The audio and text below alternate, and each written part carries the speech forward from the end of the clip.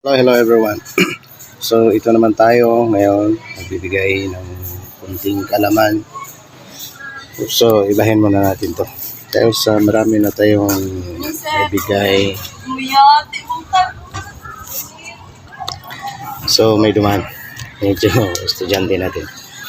So ang dapat nating ibigay natin ngayon na mensahe ay tungkol sa hula. Kung dapat ba nating paniwalaan ang hula. Ito'y pangyayari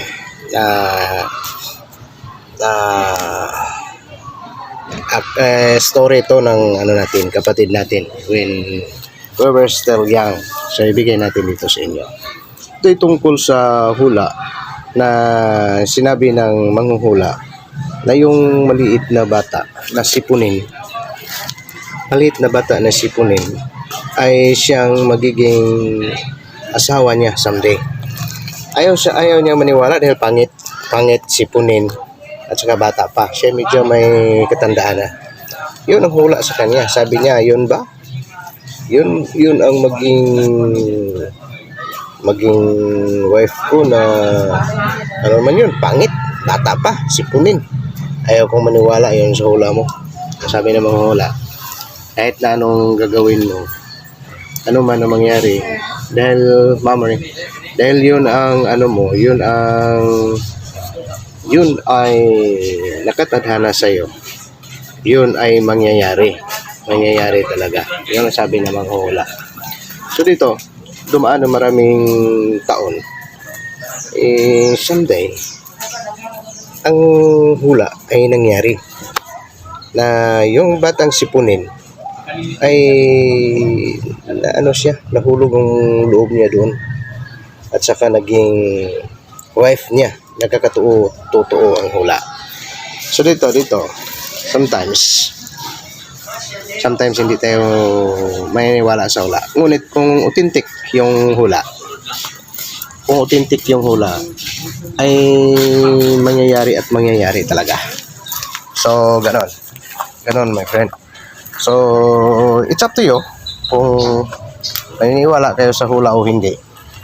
Basta't ganon ang nangyari. Yan. So it's up to you kung ano sa inyo.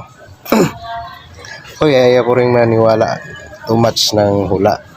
Dahil sa yung mayroong hula towards me na aywan ko lang kung mangyayari ba o hindi. Basta't mayroong hula rin towards me na parang ang isang hula na sabi ko hindi mangyari, may nangyari ang dahil mayroong hinulaan kasi ako na 6 ang anak ko, magkakaroon ako ng 6 na anak. Ayaw kong maniwala ngunit parang maniwala na ako.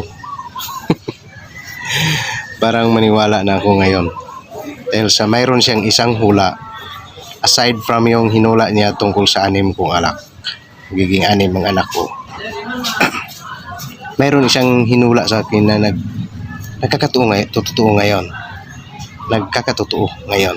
So dito it's up to you kung maniniwala ba kayo sa hula, dahil you're the one who make your own your fortune in life.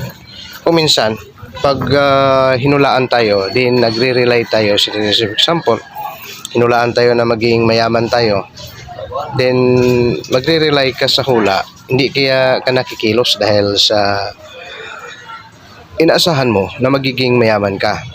So gaya na ni Juan Tamad, hinulaan siya, naging mas tauhay ang kanyang buhay. So akala niya yayaman siya. Ang tauhay ibig sabihin na parang easy lang ba? Easy, wala siyang mga problema.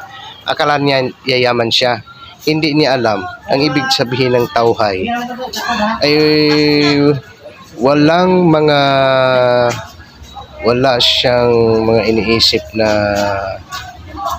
ang isip niya, wala siyang mga iniisip na mga masasama, wala siyang iniisip about the future. Tauhay. Nagpapatauhay siya. Tauhay yung ibig sabihin ng tauhay. Ano siya na hindi na siya kumikilos. Tauhay ang life niya. So, yun ang ibig sabihin pala ng manghuhula. So, dito it's up to you if you have to believe the hula or not. So, just give your comments. So, until here only, my friend, this is your friend, Alfredo Dudong Galigo of this channel, Alpha Omega, the new name of our channel of ours. Marami itong pangalan. Alpha Omega and the other one, Alpha and Omega. Have a blessed day, everyone.